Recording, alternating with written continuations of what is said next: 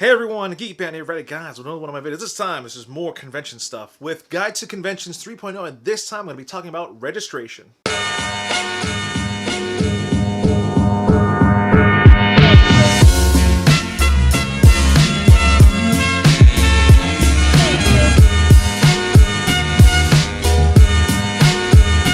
Now, registering for a con, for me, is easy. I've done it before many a times, and this is a piece of cake to other people out there, including people for it being their first time. It could be kind of daunting, a little confusing. So this video, I am to help you guys out, get you guys what you need to know, some extra information, and above all else, you can always check the convention's website for more details. Now with this, how do you register?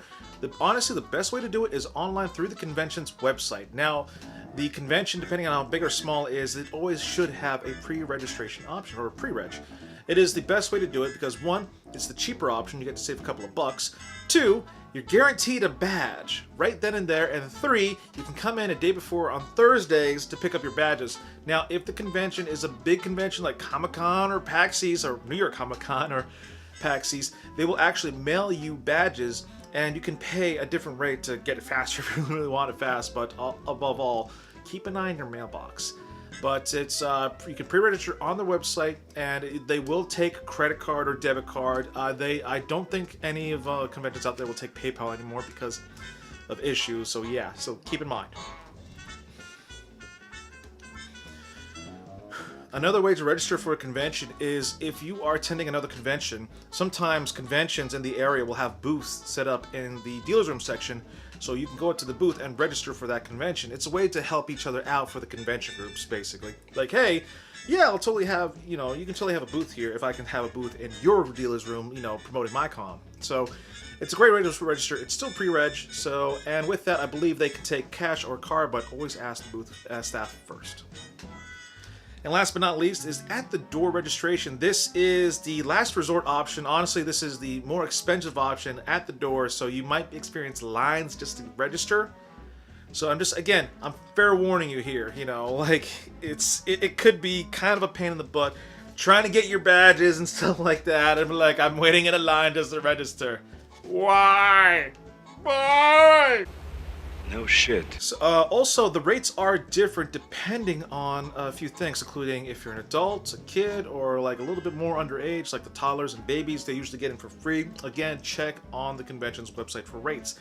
They'll usually put it out here. And also, very important, when you pick up your badge, you must have a valid ID.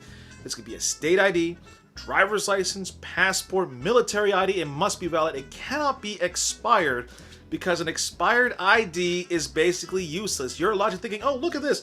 This is my state ID. Even though it's expired, it says my date of birth. Like, yeah, but it's expired. You don't get the logic here. It's expired. It is useless. So if your ID is expired, just get it renewed. Just pay, like, what, I don't know how much it costs for a state ID or a driver's license, but my state's kind of expensive, so yeah, just make sure you have a valid ID on you. Also, conventions will also take registration for any autograph sessions and after parties they might host. It's especially popular for like the Comic-Cons out there, but they will have it on the websites and details more. Of course, you can also, pay tickets for autograph and after parties there at the convention, but it is also another option to keep an eye out for. They also do school group rates. So with some conventions out there, if your school club has 10 people at least wanting to go to Anime Boston with the money to get tickets, they will offer a group discount, which they'll knock off a few bucks per ticket. And overall, it's like, hey, do you want to save money? Yes, we're poor college students. This is the way to do it. So you can bring your anime club or other club to the convention with this option. Just make sure you check on the convention's registration website if they offer it, and the details of how, of the requirements. So some of you also might ask, Panda, when do I pick up my badges? Now, usually cons out there, you can pick up your badges a day before with, for a couple of hours, basically. Again, best place to check is the registration's website. They'll actually list it down on pickup times. Other conventions like PAX East or New York Comic-Con, they have to mail out the badges because there's too many people that go to it, and it would be a line con from hell. So again, yeah, you can pick it up if you pre-reg, but at the convention you can pick it up there as well if you come in on like the Friday or at the door, so no worries. Now here are other like little tidbits things to make note, other questions that some of you may have, like if the badges come in the mail, but what happens if they never came in the mail? email the convention. Say, hey, I never got my badges in the mail. Another thing to note, okay, what happens if I lost my badge at the convention?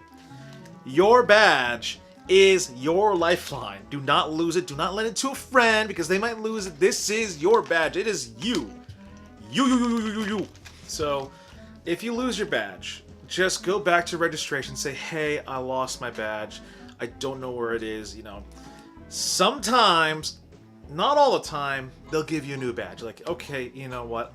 Mistakes happen. No worries. Other times, it's a popular tactic for people to get their friends in.